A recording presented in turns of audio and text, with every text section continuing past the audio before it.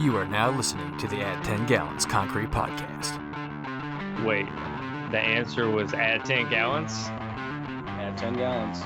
My first thought was we got to put Acti-Gel in it. Yeah, great. Truck's on the way. On the way.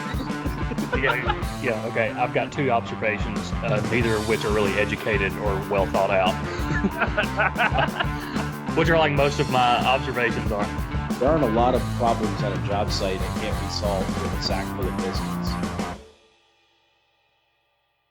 Today's episode of the Add 10 Gallons Concrete Podcast is brought to you by Acti-Gel 208. Acti-Gel 208 is a high-performance additive for the concrete industry that is greatly beneficial to the producer. It enables them to increase the percentage of manufactured sand by up to 100% and completely replace all the natural sand in the mix. In areas where natural sand is scarce, inconsistent, and expensive, this provides a huge benefit to any ready-mix company out there. Benefits of manufactured sand and concrete include consistent air content, improved compaction, and increased density. Now in the past, the downside of using manufactured sands was that they were hard to pump, hard to place, and hard to finish. Well, Acti-Gel 208 solves all those issues. By improving suspension, stability, and the quality of the cement paste in the mix, Acti-Gel overcomes the old issues with manufactured sand and leaves them behind. Let Acti-Gel 208 improve the quality of your mix while saving money on every yard you produce. For more information, visit us at actigel.com. That's ACTI-GEL.com.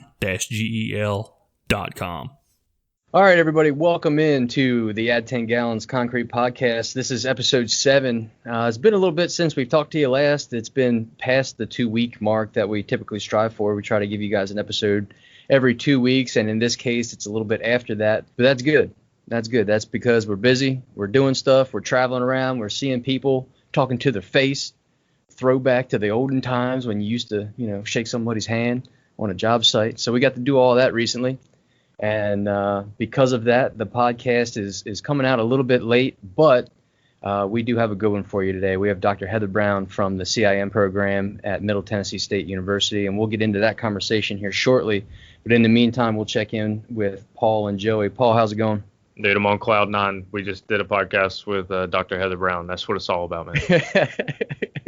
That's bucket list item number 1. You can retire a happy man now. Yeah, the podcast can. Absolutely. Yeah, for sure. Joey, what's up, man? Doing good. Yeah, Dr. Brown's probably the best looking podcast guest we've had since Hank. Says the quiet part out loud. Oh, Can't do yeah. that. Well, you do know this is audio format only, right? No, this is how we can drive everyone to our Facebook and Instagram pages, because there we have the MP4 video file from our Skype call to go some cool clips and some good sound bites that we got. And we got a couple from Dr. Brown, a couple towards the end there when she was talking about stories and herding young 20-year-old men around different parts of the country and the world. Good on her. She's a better shepherd than I would have been. She took a plane full of 20-year-old men to the capital of prostitution. Yep, and brought them back safely. Safely. It's amazing. The fact that she takes 40 people to World of Concrete and they come back with, no missing limbs. Hardly a scratch on them. They allowed her to do it year after year. Hey, that's when you know you got things down pat and in order. Good for you, Dr. Brown. That is. And hey, how about that for a promo? They're going to have to listen to the entire episode to get to that. Yeah, and safely is probably relative, because there's probably, if there was anything wrong with those guys when they come back, they didn't tell anybody about them. That's right. I was sitting here, she was telling these stories. I was like, man, we never got to do any of that. Our field trip was going to the other side of Murfreesboro and pouring a sidewalk. Like, where are these trips? Yeah, we got to go to Phoenix, which is, I don't know what the capital of Phoenix is, a capital of hot something weather. I don't know. That's where we got to go. The scenery around Phoenix is pretty good also. That's where Arizona State is, right? Yeah. Yeah, that's a pretty cool town. Yeah, Tempe, which is basically a suburb of Phoenix. Yeah, so we were there. It was like February, and that was my introduction to the fact that people open swimming pools in February. Right. Right. It's really cool out there. My brother lives out there, a little bit west of Phoenix, but yeah, Tempe, Scottsdale. He lives out towards a place called Buckeye, which is like western. Is he still in the military? Uh-huh. Yep, still out there at Luke Air Force Base working on jet engines. Working on jet engines. Yeah, ooh, pretty rad. I mean, you're outside all the time, but he says, you know, you can get used to dang near anything. Once you sweat through your clothes, it's all the same. Yeah, and speaking of getting used to stuff, you got used your whole life to being a disappointed Arkansas football fan, but by God, baby. Ladies and gentlemen, when we left you last, the Hogs were a little bit on the dismal side, and since then they've won 2 football games. Should have won 3, but Auburn just continues to find a way to be the luckiest football team on the face of the planet. Auburn Jesus is real. Man. Yeah. Unbelievable. Yep. I have no idea how these people do it. It's 3 games this year that the Auburn football team should not. They should be 0-5, right, but they're 3-2 because Jesus is an Auburn fan. Yep, 100%. Outrageous. I have nothing to say about college football. Go Vols. Yes. Next time that the Vols and the Alabama Crimson Tide play each other, you'll be like 5,400 days since the last time the Vols beat Alabama. Yep, all right, that's right. All right, welcome to my TED Talk. That's it. But you were mentioning getting back out on the road, and it's incredible how some parts of this country act like COVID just doesn't exist anymore and things are rocking and rolling. What'd you notice when you were running through South Carolina? First of all, a little bit of background story for our listeners. I'm a resident of Baltimore, Maryland, and I do like Baltimore, actually. I saw a bumper sticker on a car that said Baltimore, and underneath it said, I actually kind of like it. And I'm in that vein. I mean, I don't mind Baltimore at all. I actually kind of enjoy it. But down south, it's it, son. You got a Bojangles every 2.5 miles. Everyone's real nice. The sweet tea is real sweet tea. And as soon as I left the airport, I don't think I put my mask back on until I went back to the airport to come home. So good people down there. The weather is a little bit nicer than it is up here. And they're rocking and rolling and making concrete down there. Florida was the same way. Walked out of the airport. Oh, there's no rules in Florida, son. They were shaming you for wearing a mask. Yep. Joey, where'd you get to the other week? I got to Alabama last week, and it was just like what you said, Josh. I actually drove down, so I didn't wear a mask. I don't think I wore a mask one time. I kept one wadded up in my pocket like I always do, and I just pull that thing out. It just looks degenerative and gross by the time I get to wearing one anymore.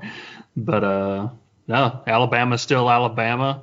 It's gross in some parts. And wait, so you were in Alabama for Tennessee Hate Week? I was in Alabama for Tennessee Hate Week. Went by Tuscaloosa, saw the stadium, flipped off the Nick Saban statue, kept my pistol in my pocket, got the hell out of Tuscaloosa as fast as I could. Just football in the South just means more, man. Yeah, it really does. I saw on social media that Joey Bell had posted a picture of Hank Williams Sr.'s grave, and that he was happy to see it. And I just knew the very next photo was going to be his middle finger pointed at a bronze Nick Saban. And I can't tell you how disappointed I've been to be correct when boy Joey posted that blasphemy. It's in my blood. I didn't flip off the Bear Bryant statue, okay? I at least showed some respect, okay? Yeah, respect the dead. Well, guys, today our guest, as I mentioned before, is Dr. Heather Brown, and I'm the odd man out here. I'm the ugly duckling, the guy that didn't go through the CIM program. Wish I did, because it's an awesome program and it's yielded a lot of fine men and women that have gone on to serve the concrete industry very well. And we'll get into some of that. But almost everybody, I mean, I'm probably not stretching when I say everybody that graduates in that program has Dr. Brown to thank about many things, because as she gets into detail, she's not only producing concrete majors, she's producing young men and women and doing a real good job at that. So without further ado, we're going to introduce Dr. Heather Brown, the director of the CIM program at Middle Tennessee State University. All right, now we're being joined by Dr. Heather Brown, who leads the concrete industry management program at Middle Tennessee State University. Thank you for joining us, Dr. Brown. I'm excited to be here. Thank you for asking. Yes, ma'am. Well, you're the head of the collegiate program the academic program that Joey and I both graduated from. You're the head of it then, you're the head of it now. If I'm not mistaken, you've led this thing since its inception. Could you tell us a little bit about it and what your role is there? Sure. Well, the beginnings of the program did start before I got there. I was lucky enough to be the first professor hired. So what had happened, the humble beginnings, is that three wonderful men that we actually call the Three Amigos actually had been asked to come and talk about concrete to a construction management course. There's a residential program that we have under our department now that was teaching a little bit about foundations, and thought, we'll get some concrete people in here and see if we can train our residential kids on some good concrete, which is still happening. So when those Three Amigos came, they realized how little the students knew about concrete, and they put their heads together. One of them worked for a cement company, one of them worked for a ready mix company, and one of them worked for a fiber company. So, I mean, these were concrete guys, right? Through and through concrete guys. And they realized that we have been missing the mark to get college educated kids excited about concrete. So they went to a national meeting and pleaded with them to raise some money to convince MTSU that they needed to have one course in concrete, just one. And the ball got rolling, and money started coming in from various ready mix producers and suppliers because they needed a workforce, and started the program in like a hotel. There was a meeting in 1995 saying, we're going to do this. And MTSU signed an agreement right there on the spot. The dean at the time, Earl Keese, amazing man who just had the vision along with the industry, and signed it and said, I don't want your money anymore. I want your time.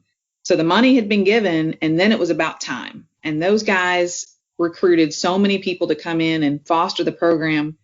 And they hired a director, Austin Cheney, who was there from 98 until I got there in 01. So I was first just going to be a professor. And then I became the director in 06 when he moved on to become a dean. So I've been in charge since 06, but newsflash, I've been not in charge for 2 months. Oh, wow. Breaking news here. That's right. Dr. Brown, please tell us what you mean by not in charge and what the next steps are. Right. So we became a school of concrete and construction management in 2016. We merged with construction management. So we now train students in both concrete and construction management. And I've enjoyed that very much. I've talked to a lot of GCs and various contractors, learned a lot, enjoy the synergy between the programs. I think it is a benefit to have concrete and construction majors in classes together. They can talk the same language, hopefully, and do that once they're actually out in the real world. But I really wanted to have some new vision. I've been here a long time. I'm in my 20th year of teaching at MTSU. And it just felt like the right time to bring in a new leader. And with the building coming on next year, I just knew that we were in a position to recruit a really top-notch individual and allow me to continue more in research and just get back in the classroom more. It'd been a while. I taught every semester, but to really just be a teacher again and kind of live the life that I was living pre-2006 kind of sounded pretty good. So this new gentleman is wonderful. He comes out of Iowa, big concrete state. He loves concrete paving, which, I'm jealous. That would be great if Tennessee had concrete paving.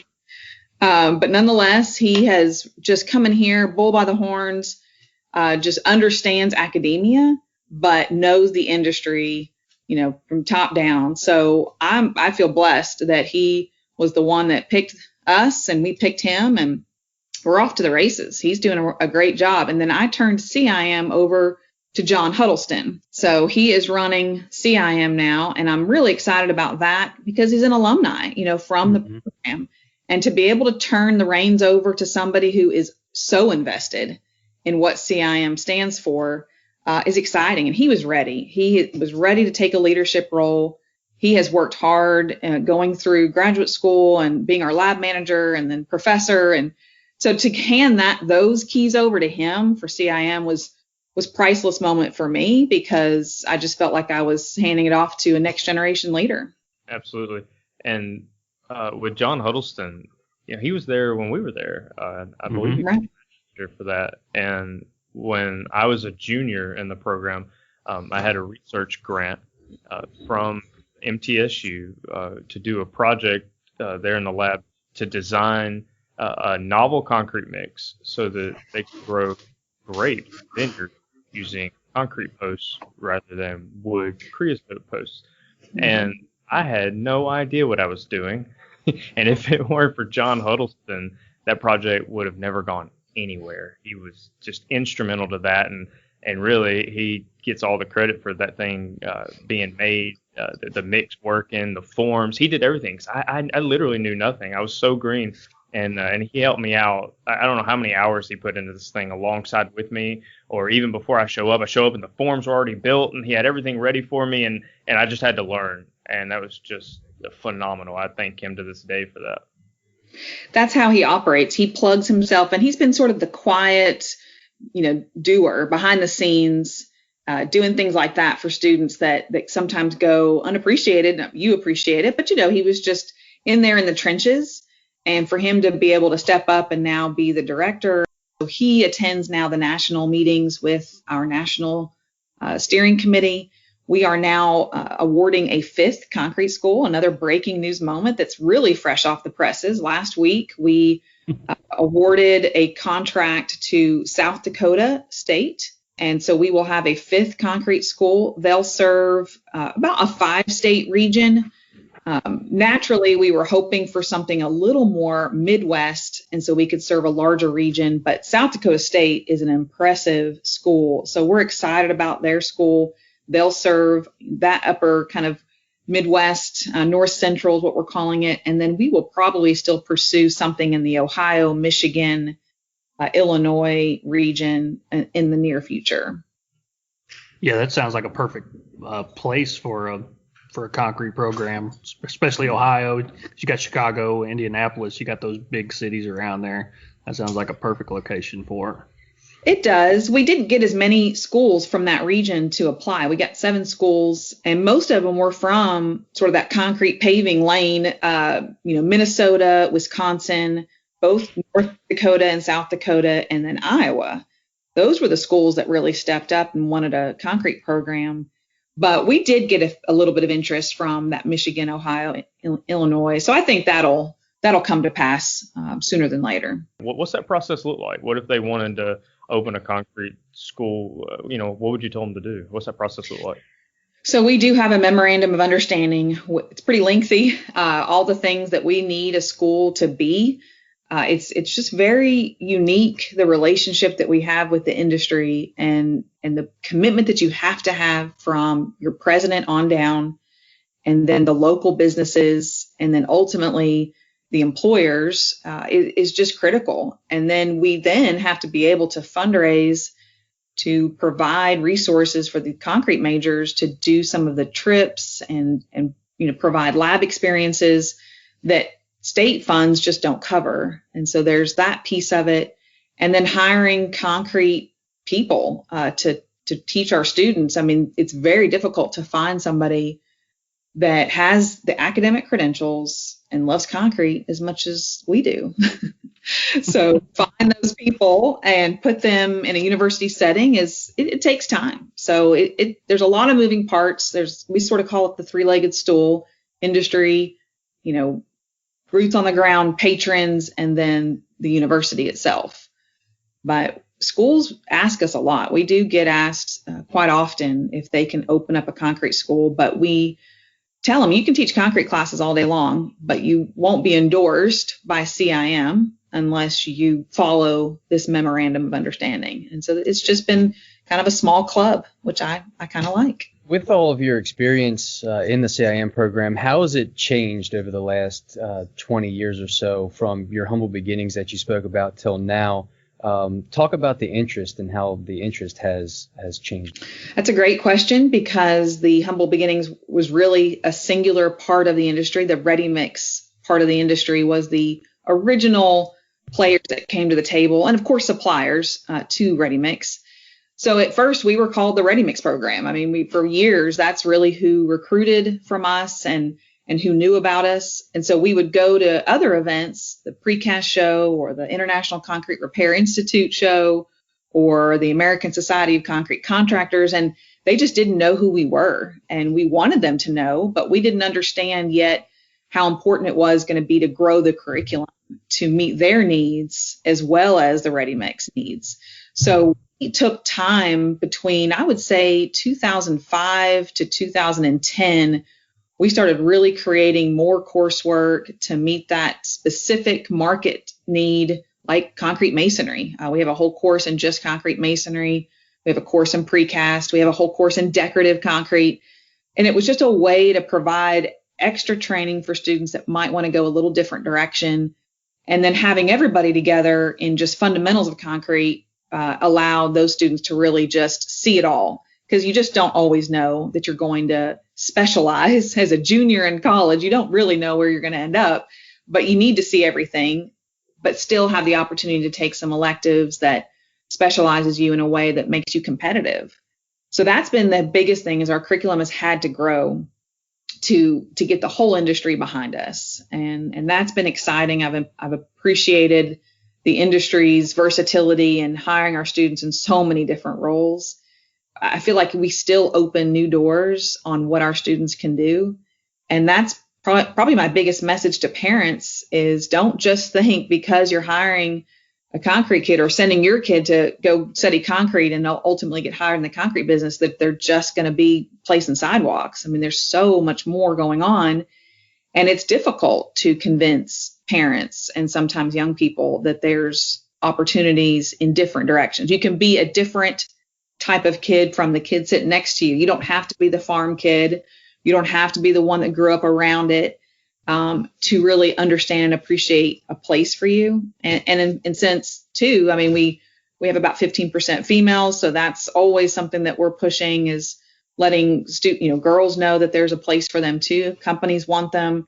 They've got skills that are very much in line with what the industry needs. They're good multitaskers, and they also tend to keep the peace a little bit better than maybe their counterparts some days. So I think those are skills that, construction can always use. But that's been the biggest thing. And then we started the graduate program, the master's in concrete industry management, in 2013.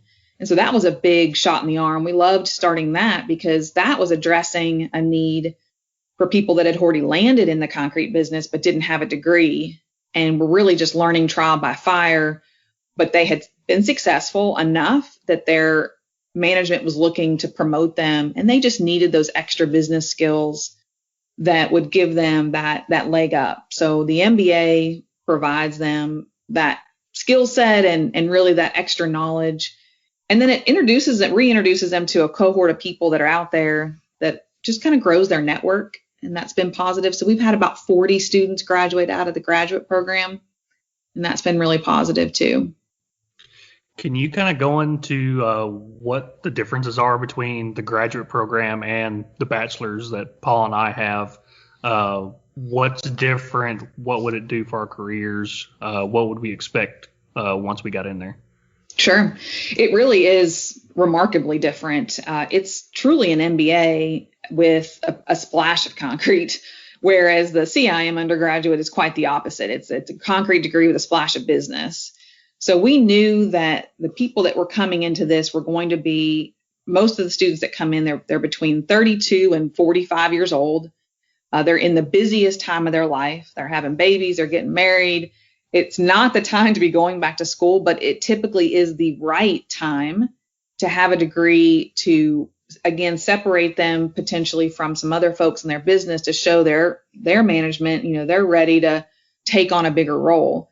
So what I have been told from the students, from the alumni, because I asked them when they graduate, what really is this going to do for you? So I can pass that along to potential recruits. And every time I have a conversation with alumni, they tell me that they're learning business skills in the classes that they're able to utilize that day at their job. A big class that everybody really likes is business analytics. So really diving into more complicated Excel spreadsheets on how you can make that work for your company, for forecasting or for analyzing data. So that's been one that's been really popular. We have a great guy that teaches a operations management class that I feel takes it much deeper than your undergraduate operations management class. He's, Six Sigma minded, but he's just looking at it from more of an industry perspective, wholeheartedly.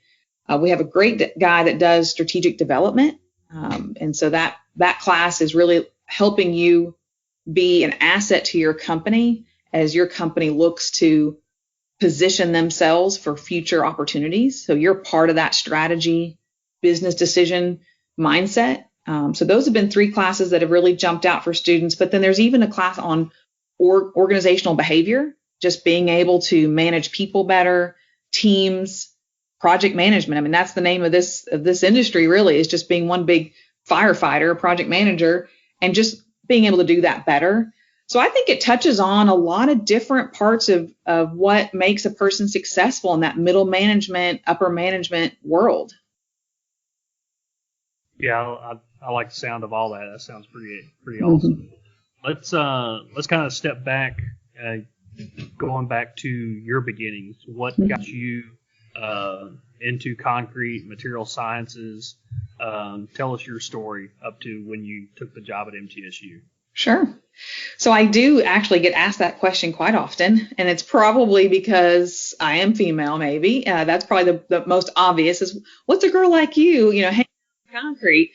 I think if they knew my childhood, it would be so easy and so obvious. I was one of a lot of siblings, and I was the tomboy. I didn't really start looking like a girl till I got married. I was, for anybody that's listening that has that's older than 45, you'll remember an ice skater by the name of Dorothy Hamill, and she had this really short haircut, looked like a boy. My mom cut my hair like that when I was about 5, and it never left me until I think I was in high school. I finally grew it out. So I was a tomboy. I was outside all the time. I built forts with the local boys. I lived on military bases. I was a military brat, and so there wasn't a lot of sports for girls. So I was always on boys' sports teams. I was on the boys, soccer team my whole childhood.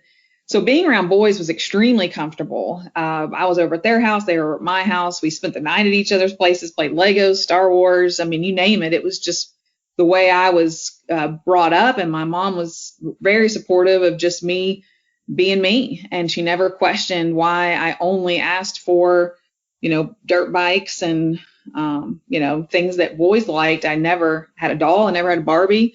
So, it was just the direction that my life was headed. But in 9th grade, I took a test that they give on the military base called the ASVAB test. And it's supposed to help you think about career. And it really is supposed to help you decide if you might go military. But nonetheless, it actually came back for me to be a civil engineer because of my love of materials and construction. I guess it just came through in this test, and I believed it. I was sold that day. Said, I guess there's a job out there that sounds like me. I didn't know a civil engineer. My dad was military, so I didn't know an engineer or anybody that was in construction. But it did sound like a good fit, so I spent the rest of high school not really thinking about how to be a better civil engineer. I just knew it one day that's what I was going to do. And so I went to Tennessee Tech, which is just about an hour from Nashville. And it's a great engineering school. Everybody that goes there, for the most part, chooses engineering. And I had a wonderful experience because right away I was able to land work in the concrete lab. My sophomore year, I was breaking cylinders and, running mixes and doing sieve analysis. And so I found concrete quick, and thankfully, because it made my whole college experience. It changed the course of my college experience because I was so invested in the material that I got into research. And I really had a great advisor. I had a gentleman that had never mentored a female before, and he and I joke about that a lot. He took a chance on me and kept me in school through my master's and PhD, and it was all funded by the DOT. So he had good relationships with TDOT, and that he was asked to do research quite often, and projects just kept coming to him that he needed help with, and I was his girl.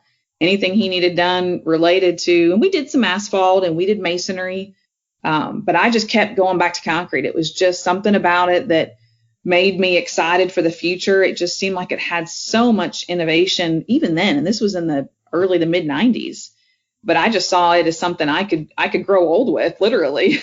And so it was a great experience. I was in college 8 years, but after those 3 degrees, I just felt like I was positioned to do anything I wanted to do. And it was a wonderful opportunity I tell young people it's great to know what you want to do in life. And I was very fortunate, but you've got to seek that too. You can't expect it to fall in your lap. You have to work towards a goal. And if you don't exactly know that it's civil engineering or another track, there's ways to take your personality and fit it into a career. And I think people should do that earlier in life than they do sometimes, because I think they get to college and just kind of meander around a little much.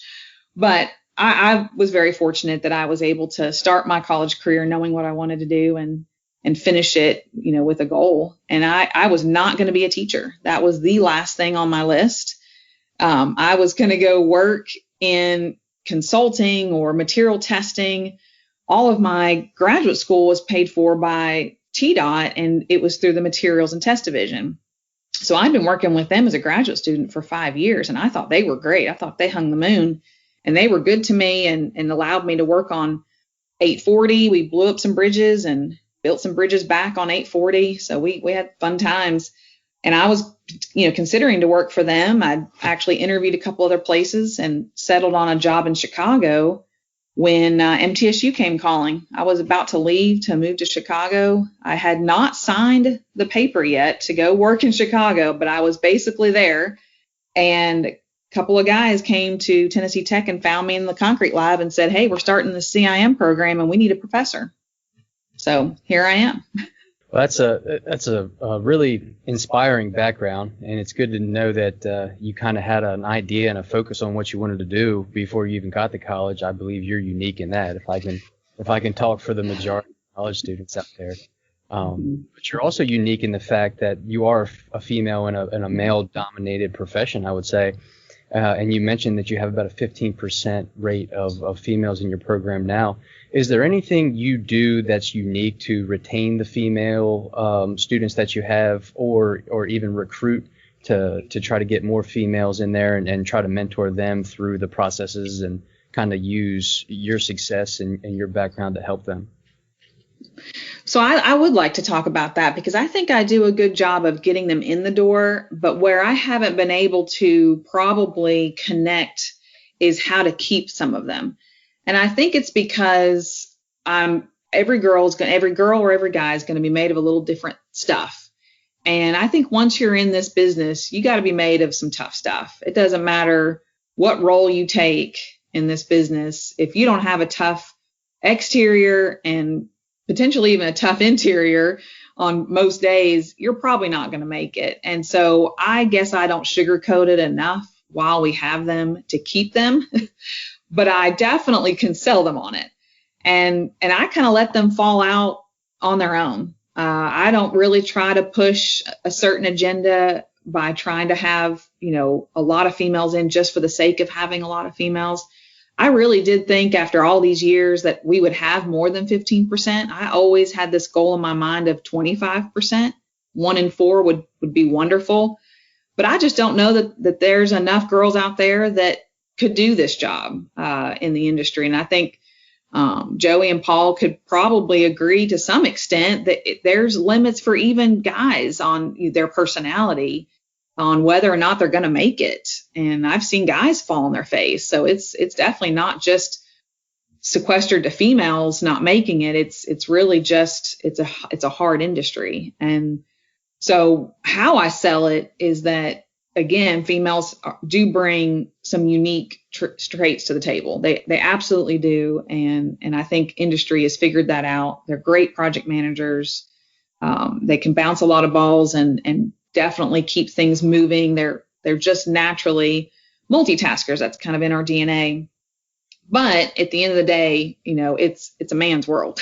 So you've got to kind of fall in with that crowd in your own unique way, though. I have met women who, bake cookies and bring them to plants. And then I have met women who they want to watch football and drink beer. So I like them all because I feel like the industry needs to see how diverse we are and that it still works. I think, real quick, Paul, I know you got a question, but I think, females certainly aren't exempt from spending time in the industry and then getting out. We've talked about it on the podcast before. There's so many graduates that we personally know that have been in the industry for a handful of years and have gotten out. And we've also discussed before that, we'd like to know either why they chose to get out of the industry, what the percentage of graduates are, or what the percentage of graduates is that have stayed in the industry. It'd be interesting to know. And you say you have a hard time, retaining females. Once you get out, once you graduate, all bets are off. Whether even if they're a dude, if they're going to stick around. So It's true. I wouldn't beat yourself up too bad. I mean, I've had my lows about it, but we retain in the industry upon graduation. We have been tracking this. We're at about 88% that are in some related. I'll use a wide berth of what they might be in, but they're in related industries after graduation and 5 years plus. But I have tracked the ones that have left, and for the females out there, a lot of them go to careers like nursing or potentially teaching because it's a little more conducive to family life. Once they start having kids, it's a little different sometimes on how they're able to manage.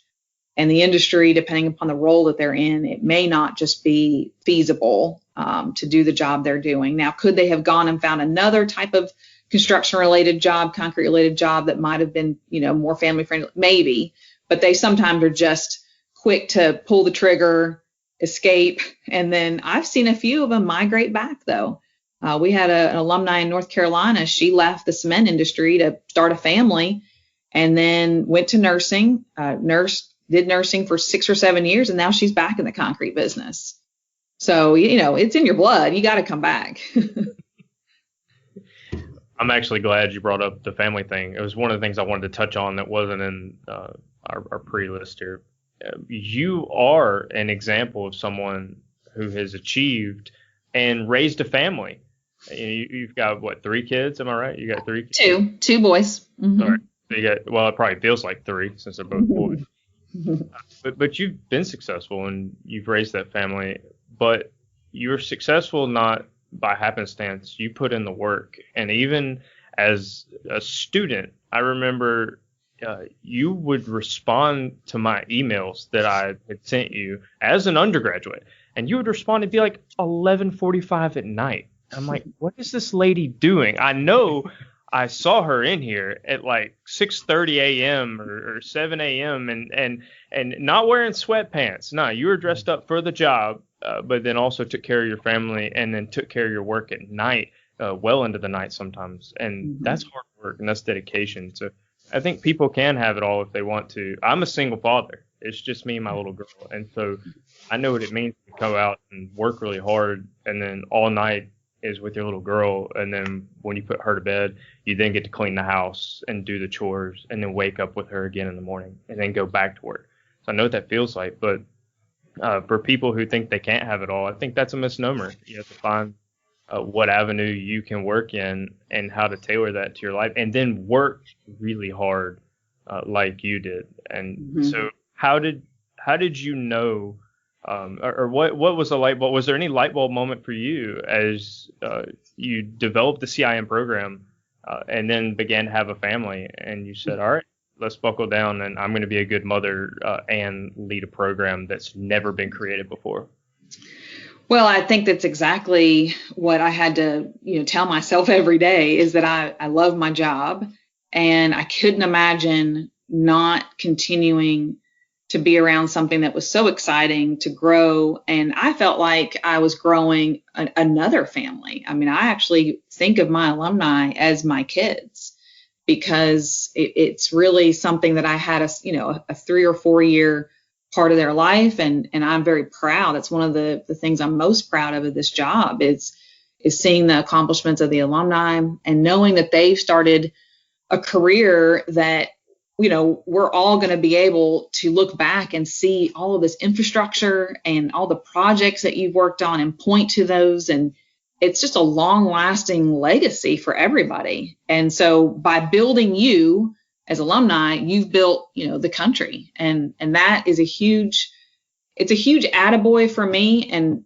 I'm not driven as much by money. I'm more driven by probably goals and outcomes and deliverables. And so seeing every student succeed was kind of like another deliverable, another outcome, another goal.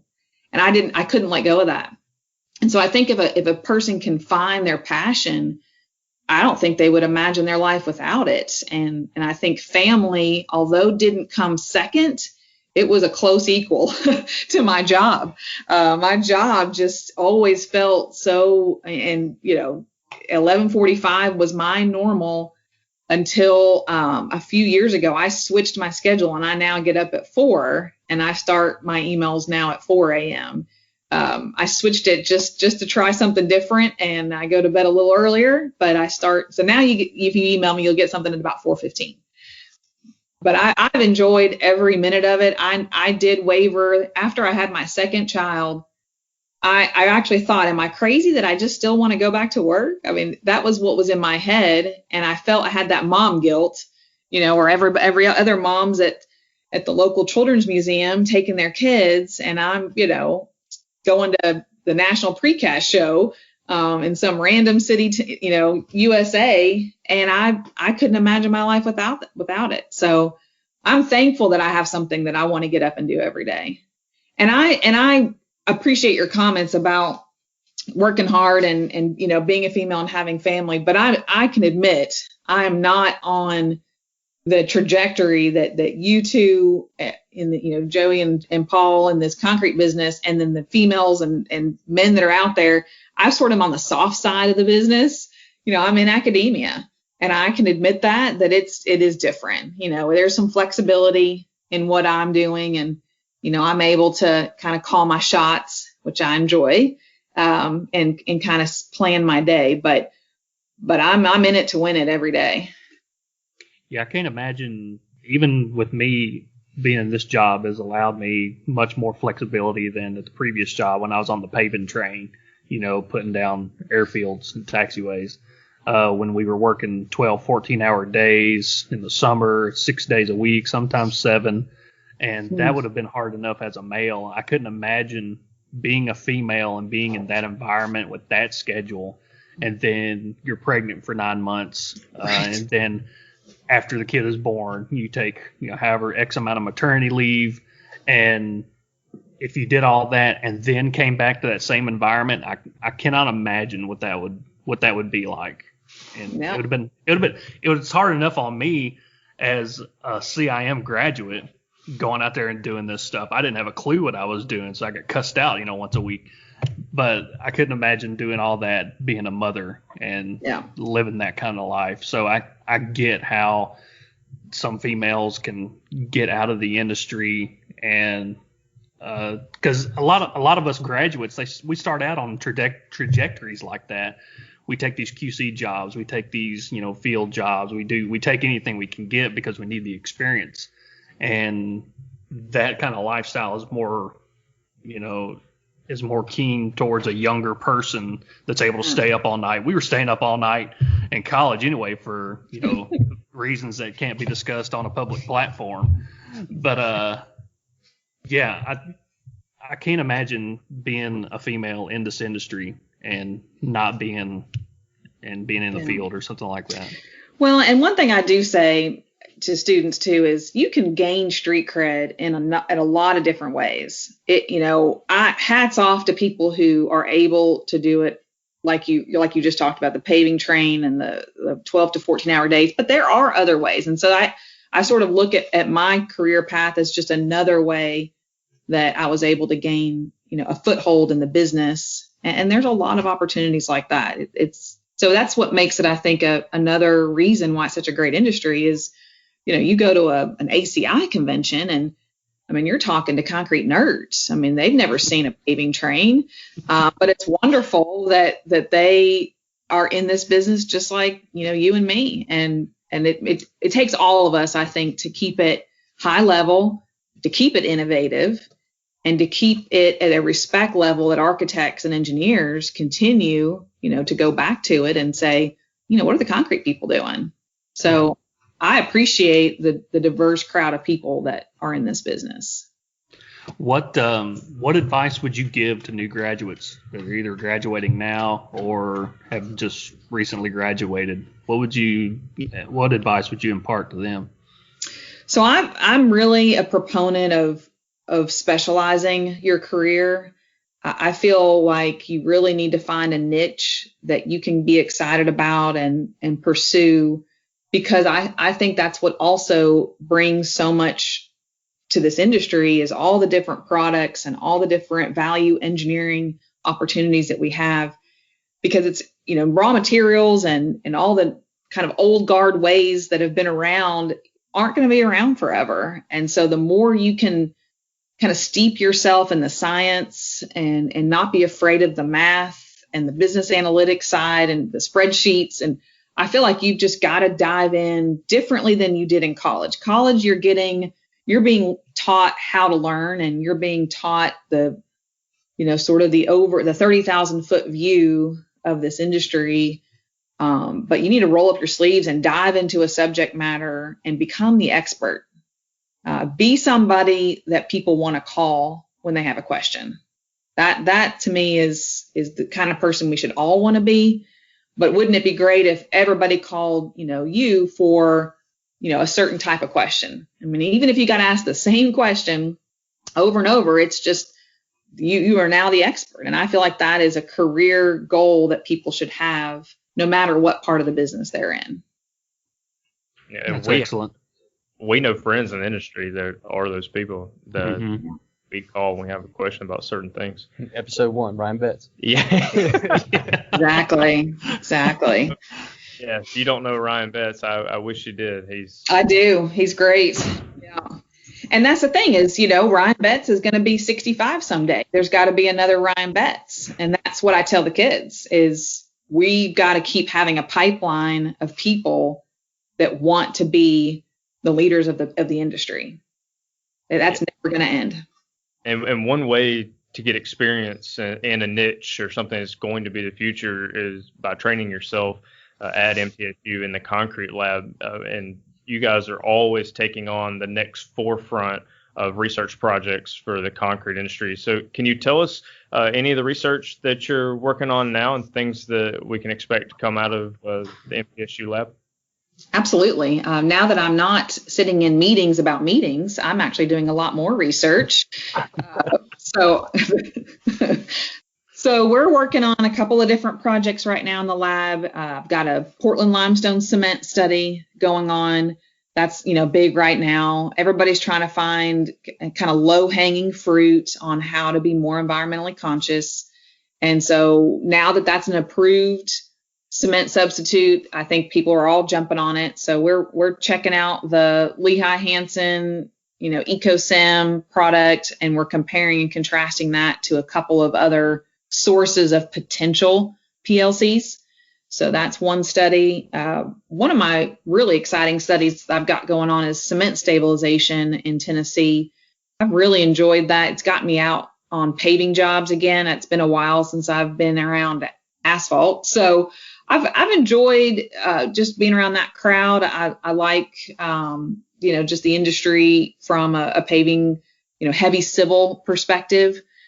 But right now, Tennessee TDOT is, kind of toying around with full depth reclamation. 440 was a partial full depth reclamation job.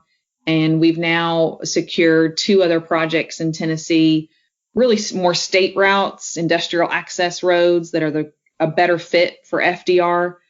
And our research study is actually a team effort. We teamed up with University of Tennessee, Chattanooga. They have a great asphalt lab down there.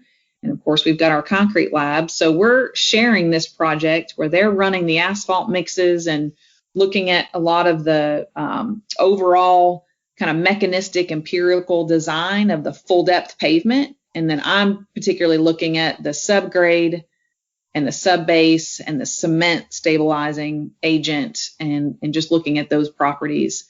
So that's been exciting. I'm looking at recycled concrete aggregate with Dr. Yang. So Dr. Yang secured a research project. Tennessee just approved recycled concrete aggregate for 100% base stone replacement. So that's been going down for a couple of years. But now they're very interested, of course, in looking at concrete mixes, Class A and Class D concrete mixes. Just quite honestly, we've already got enough data. Dr. Yang's done a wonderful job at just looking at everything from returned concrete to demo concrete to kind of mixed construction, C&D waste. And exactly that, you don't know what you're going to get out of a concrete mix with RCA. It is a mess. So many things change from mix to mix. I can't imagine the quality control that would have to occur to work with RCA. So it's not looking great. It probably will be a base stone replacement in Tennessee for the foreseeable future. Yep. But I don't really see it being a reliable source for concrete mixes. We used to use recycled concrete aggregate for base when we were paving, but all the work that we did while I was there was basically private property. It was airports, Air Force bases, so they could basically just set their own rules. So when we would tear up a taxiway, we'd send it through the crusher, and we called it 21A, I think is what we would call it. That's what the screens were set as. And we would have just piles of this stuff, and that's what we would use to lay down base, mix it with a little bit of cement, just enough to get it, hard, and grade it, roll it, and then pay right back on top of it. It's pretty cool, but like you said, I think it's a can of worms when you go to putting it into actual concrete. So I'm anxious to see what you guys find out. Yeah, we just reported a kind of a mid-year report to TDOT, and we have a lot of data, but the scatter of the data from mix to mix is just scary looking, and it really just makes you shake your head to think that TDOT especially would ever put that in a specification. I can't imagine being the inspector on a job like that. So it may just stay a nice under pavement material. But one project I have going on right now that's pretty unique is we were approached by a sledgehammer company that specializes in various, I guess I would say, specialized hammers, but they have I'll call it expensive, $100 sledgehammer, which I guess is expensive in most people's eyes, that is focused for the concrete business. It's meant to help break concrete easier. It's meant to eliminate vibration in your hand better. It has a better strike pattern. So they've marketed this thing towards concrete contractors, and nobody's buying it. So they came to us and said, what are we missing? Why we go to World of Concrete, we demo it, we give a lifetime warranty guarantee if it'll never break. They basically put steel rods in the handle, and then it's like a rubberized handle versus fiberglass or wood handle. So it's a great hammer, but it's $100. And so they have asked us to do a market study and then do some time trials proving that it's a more efficient hammer, that it'll get the job done. And it could even be, just for form staking. It doesn't necessarily have to be used for breaking up concrete, but they are curious as to what applications maybe a concrete person might use it for that they're not thinking about. And could they help, machine this hammer a little bit differently to be more attractive? So I had my seniors go out and interview concrete contractors. Not a one of them had heard about this hammer. So that was, telling that this hammer's been out on the market for a few years, and nobody, you can't go to Lowe's and buy it. You can't go to Home Depot and buy it. So I think it's missing the crowd for the most part, because you talk to a concrete contractor and they've got 30 sledgehammers on their trailer. So they've got plenty of them, but they're used to them breaking, and they just know they're going to go have to pick up another one. And that's just their mindset. They don't think to buy an indestructible sledgehammer for, 4 times the price. So we're still working with them on kind of how they might be able to craft their hammer a little bit differently. Maybe they need to have some side strike plates to, drive in stakes a little bit easier, to not bust the heads of wood stake. Just a couple of things that contractors have let us know might make a difference. But right now it's still a discovery project. But it's been interesting doing more of a marketing study. Well, I'll tell you what the real reason is, Dr. Brown, and Josh Hare here can attest to it, is I don't care how much it costs, that joker will grow legs and be gone. Yeah, if they can develop a legless sledgehammer, then that thing's gonna be worth $200. Put a GPS tracker in that thing. Yeah, put a chip in it. Theft has been brought up by a few contractors. So you're proving their theory that that's mainly where those things go, is in the hands of somebody else besides probably their own guys. Who knows? Likely. That's usually where it comes from, is closer to your inner circle there.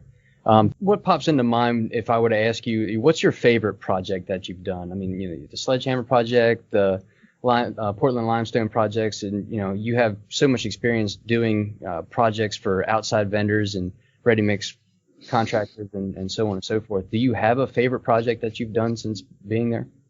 Well, probably my favorite project was doing artificial concrete reef in Dominican Republic. That was a great career opportunity to just take students to a third world country that, very underdeveloped, and see how important concrete was to them. If they are going to build anything of value in a developing country, it's going to be made out of concrete. And that was just kind of like a light bulb moment for the kids of like, wow, I'm in a really great industry if they value this material so much. So to see, how much that meant to the community for us to help them, we basically built just artificial reef prisms and scuba dived them down into a bay that was consistently being a source of flooding for that side of the island. And so they needed more resistance against some of the natural flooding that was occurring. Unfortunately, we went for 5 years, myself and John and Kevin and Sally. We went, year after year, and we were building the reef up. And then 3 years ago, 2017, they were hit by Hurricane Michael, and it obliterated the north side of the island. And so the beach that we had worked on for 5 years straight was gone. There actually was no beach left. It was completely sucked out to sea. So our little, reef project didn't hold a chance, I think, against Hurricane Michael. But nonetheless, they have reached out to us since then and want us to switch gears. So they didn't have a beach for about 2 years. It did eventually come back to some degree, and they've done some dredging and now have a beach again. But we're probably going to switch gears and start looking at residential concrete homes there, because that's really what needs to occur first, is shelter.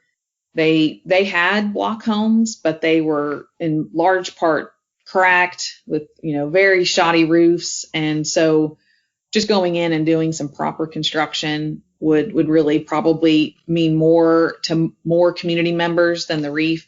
One thing that the reef did do that kind of helped us keep going back is they were bringing in tourists on the north side through a port. They had finally gotten permission to have a cruise ship port. And so our project was helping bring back some of the local sea life for scuba diving for tourists. And so we felt like, in a way, that was still helping the larger picture of the community gaining, financial means by having tourists come and be happy there. It's a beautiful country, but it just so happens that Sosua, this town that we were in, was the number one prostitute capital of the world. And we did not know that until our first trip there. And I looked up Sosua, and nothing came up that would have told me that. And it's, obviously kind of an unwritten understanding with people that that's what Sosua is, but it is actually literally the number one prostitute capital of the world. So it was all I could do to keep my college 21-year-old boys in the hotel. Kind of figured that's where this is going. It was interesting. But again, another exposure to what it's like outside of the U.S. that it just makes you thankful and happy to come home. So we were, it was a learning experience for everybody. We went back to the same hotel every year. They were wonderful hosts to us, and it's a great country, but it definitely needs a lot of outside support to keep going. It would be really cool to see a bunch of like concrete dome shelters down there or something like that. Mm-hmm. Yeah. A little bit more robust against the storms that they have. Right. Yeah, I actually was going to ask you about, in your time here, and you're ready to move into the next stage. But you've been herding cats as you have a bunch of 19 and 20-year-old knuckleheads, us included, at some point in time during that trip. And so it's pretty funny that you had that situation. Holy cow. You've heard enough in Murfreesboro. I can't imagine in that town. But you may not remember, but it was a defining moment in my life, really, but most certainly in my college career, where you gave me some tough love in your office one time. I've told the guys this story before, but now we're going to put it on air with Dr. Brown here. But it was I think it was junior year. It had to be junior year, and we were in Mr. Folk's class. Rest in peace. And folks, I didn't show up to like half the classes, maybe more than half the classes that we had that year. Only showed up if we had tests or quizzes or something to do, and just studied in my own time. And at the end of the year, I had a B grade. And when he called us up to give our grade for the semester, he had failed me. And I couldn't believe it. I had never been more angry at somebody because I thought that I had earned this B grade because the test report said so. And folks says, no, you earned a failing grade. And I was so mad. I had all the policies. They said, oh, this says I don't have to be here. And I know what I know. And he said, I'm sorry, you can take it up with Dr. Brown. So I did. I marched my happy self all the way down the hallway and barged right into your office. And I said, Dr. Brown, Mr. Folks failed me. This is outrageous. And just very matter-of-factly said, so when you get out in the real world and you're managing a project, you're just not going to show up for 2 months, but it's okay. You know everything. I love it. I had never been so defeated by a single sentence in my entire life. And yes, that's not how I should act. And you said, no, it's not. And we're here to train you on how to act, not just how to make concrete. So I'll see you next semester. And there's why I don't retain everybody. I remember that semester, and that semester was rough on all of us, but we had one more good time. Yes. Yeah, that's right. Yeah. I mean, anytime I can impart a little wisdom like that, I try to jump on those opportunities because I don't want to look back and see that student get out and stumble around and job hop. And I think, if I had just pulled him up by his collar a little bit, it could have gone differently for everybody. So you were one of the lucky ones, Paul. You caught me on a good day. We got, I say, unless everybody else has any more questions, I say we got one more question, then we'll wrap it up. And you told us about the interesting things you saw people-wise in the Dominican Republic. What is the craziest or what's the most interesting thing you've seen on a job site or at the university that doesn't involve me and Paul? Wow. So while Dominican was an experience, I would say taking 25 kids to the World of Concrete in Las Vegas every year is probably the craziest thing somebody can do. And I remember my first World of Concrete, before they always went to Las Vegas, we actually went to New Orleans. And Yeah, it was great. I wish we did the rotation like this now, because we would hit all the big cities. And we rented a charter bus and took 50 kids to World of Concrete in New Orleans. And probably that week was the craziest World of Concrete I ever had, because I myself was 27 years old. And then I have 18 to 22-year-old kids with me. And I think collectively, we just didn't have a brain that week. I think I checked my brain at the door just like they did, and we just enjoyed ourselves. But that was probably my craziest week, and I definitely reflect on that and think I was just a baby, just getting in this industry and trying to figure it out. And World of Concrete was definitely a place where I had to learn how to be a grown up really quick, because there was 25 to 50 other grown-ups or kids with me. Over the years, we have collected quite a litany of war stories of things that happen on trips. And I'm able to use those to talk to the next years and tell them what not to do. So it's much better now. Probably going to Las Vegas this last time, now that they've legalized the things that they've legalized, that was a little tougher. That trip, that was recently, and that was a little hard. Now, what we used to worry about was them, staying out all night. Now we can't get them out of their hotel room. So, it's always something different with the student population. That's probably the other thing, is the students have changed a lot over the years. So not only has the program had to change and grow with the industry, we've had to change as we've gotten different generations of students in and what they're like. And I've had to reinvent how I work with them, because they're all raised differently, because they're being raised by different generational parents. So that's been very difficult, but also enjoyable in the sense that I'm able to convey to an employer what they're getting. You're getting somebody that knows concrete to some degree, but here's the person that you're getting and what they're going to be made of. And here's how, you need to work with them, but this is how they're probably going to work with you. And it may or may not be a match. And I'm okay if it's not a match. I am not going to push, a student on an employer if it's not the right fit. So that's the other challenge, I think, in being in this role, is just making sure we understand what these students are going to bring to the table and how we foster, what their development has been like to that point in time.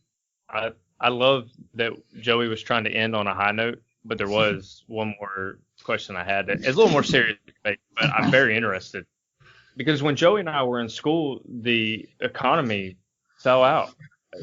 06, 07 were great. We were having concrete socials. The schedules were full. People were banging on our doors. They were begging us to come out for internships. They were paying money. We'll give you a housing stipend and pay you like $20 an hour to come work an internship. It was incredible. And then 08, 09, it disappeared. It was completely gone. And there we were in 09, starting our seniors years, and there were no jobs. There were no socials. There was nothing. It was a barren wasteland. And you had to navigate through that. Are you seeing any similarities in the current atmosphere with the coronavirus? Are the challenges similar, or are they different? Could you talk about that for a second? Absolutely. I think it's a great topic, because we used to not joke, but we used to sort of say, cement consumption curves from 09 to 13 almost was identical to our student recruitment curve. We were not able to convince young people to get into this business during those years. And those were tough. The employers were gone. And for the most part, the students were gone.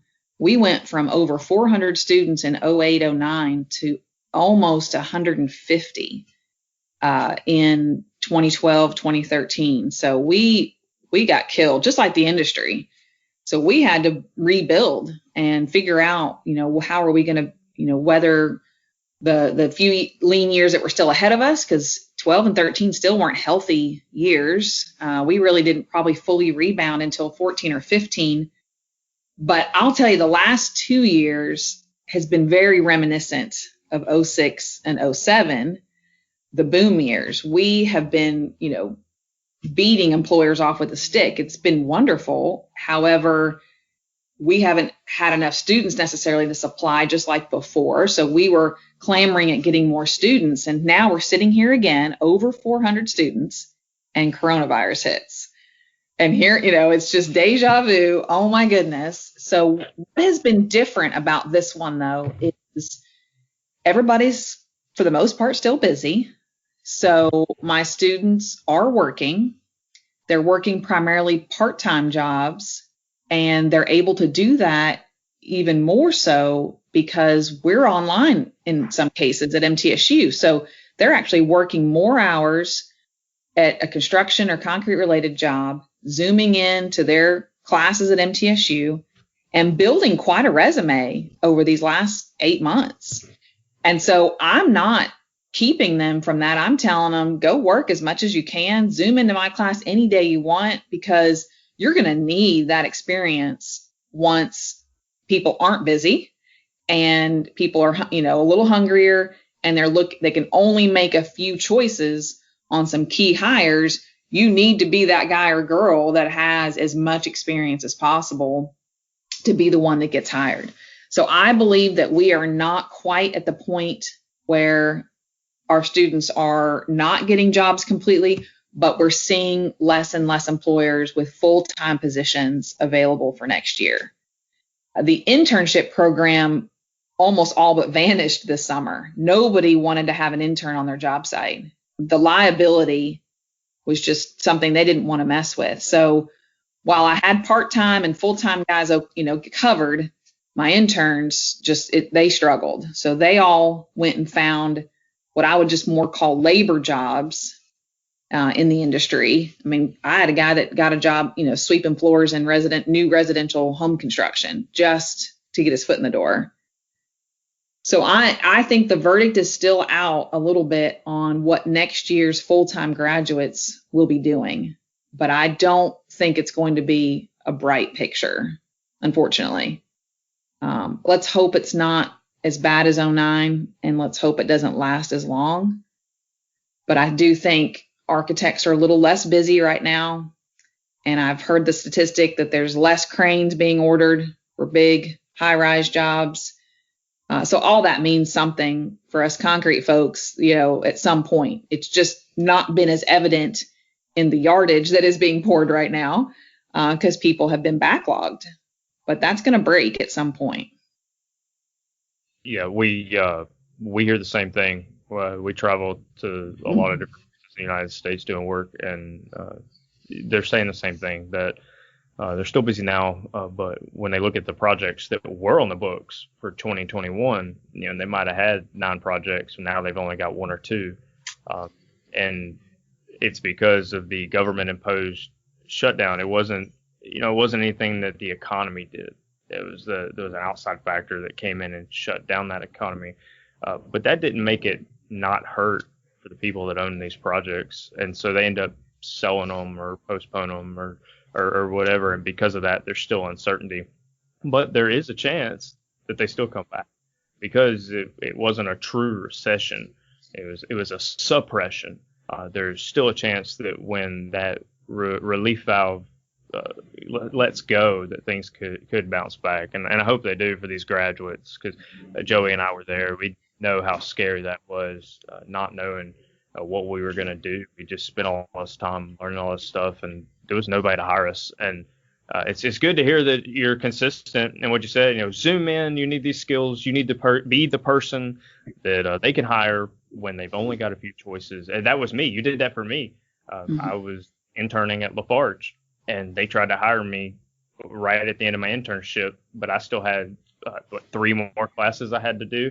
And then you said, I'll figure it out. And you crafted a semester out of nothing and said, here, take this while you're in Kansas City. Just do it online from over there. And that was that. It wasn't easy, by the way. Online engineering economics is not easy. Do not do that to people. It was not nice. Well, when you have a window like that, I know when you got to strike, and I was glad you were able to strike and we could help. But those things come up, and we have to be flexible and agile along with the students. And I think this coronavirus is just proving that again. We've got to be creative and be there for the kids, whatever creeps up. Right now, residential builders are just clamoring to get our kids. They are so busy. Building around here is on fire. So I would suspect that that's where a lot of the kids will go just to get their foot in the door and then migrate maybe in their other area at some point if they can't get, maybe their original pick. Josh, did you have anything for our esteemed guest before we have to let her go? I mean, I have a lot of things. I have everything but time, unfortunately. Yeah, but with me being the odd man out here in the room and I didn't have the privilege of going through the program. I really wish I did now. I have questions for days. And Dr. Brown, you speak so well. I mean, we could turn this into a 3-hour Joe Rogan podcast if you wanted to, but that's all right. She's the one that said she had to go at 3:00, not us. So. Right. Well, it's apparent that you're truly passionate about what you do. That comes out in your stories and your answers and everything, and that's very positive, and it's great to see, and we appreciate your time here on the podcast. It was wonderful. It's always nice to talk with people who appreciate the role of an academic. It's sometimes a job that, any teacher you talk to, right? It's like, what am I doing? And these little knuckleheads, whether they're 5 years old or 25 years old, you just wonder how you got in that business. But concrete got me into this business, and I'm so thankful for it. And I'm so thankful for the network of alumni that are out there fighting the good fight. I feel like I'm living vicariously through all of you, and that keeps me going too, because I know that if I ever needed anything, you guys would have my back too. So that's a comforting feeling hanging out here in Murfreesboro, Tennessee. What's a good way for us to connect with these other alumni? Is there a certain place we can go to connect? Well, we have a Facebook site, MTSU CIM alumni, that's got about 180. I didn't mention the statistic, but we just graduated our 1,000th CIM major in May. So that was pretty exciting. So 180 or so, I think, are pretty plugged in by being on that site. That helps. We do have a website. The patrons have a website that kind of keeps people abreast of fundraising opportunities. We do skeet shoots and golf tournaments, and we love seeing alumni. So we always are trying to extend an offer for them to come visit. We're going to definitely throw a big party next year when we break ground on our building. So that's going to be awesome to have that facility really be a showpiece for the future. But I think it'll just be a great thing for alumni to come visit with their families and see, the industry or the university that got them into this great industry. So I believe alumni are the next mouthpiece for our program. I tell everybody now when I talk to them at exit interview. Did I do exit interviews with you when you guys graduated? Okay. We started exit interviewing everybody. So I sit with all the exiting seniors and I ask them questions about their time. And one of the things I tell them is replace yourself. Find somebody that, could come into the program and be your legacy, is that you found the next person to sit in that seat and take this curriculum and be part of the business. So replacing yourself is important because it's word of mouth that gets this program out there. It's a difficult sell to an 18-year-old high school kid. So yeah, it's still a soapbox I have to get on every day. Joey, did you have anything for Dr. Brown? But I think we're over the time that she had allotted us. And like Josh said, we'll take it all if she gives it to us, but trying to respect that. Anything else for her before we send her off?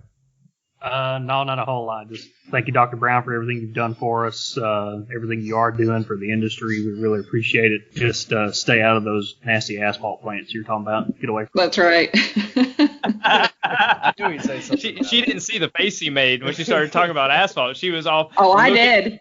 I saw the smirk. I did. I saw the lip, the Elvis lip go up. I saw it. Yeah. Thank you so much for being here. We really appreciate it. This is the highlight Thank of you. the Thank you. It was fun. Thank you. And Josh, nice to meet you. Excited about your guys doing this. It really gives me another platform to just, rah about concrete. So it's been great. Thanks again. See ya. Yep. All right. Bye.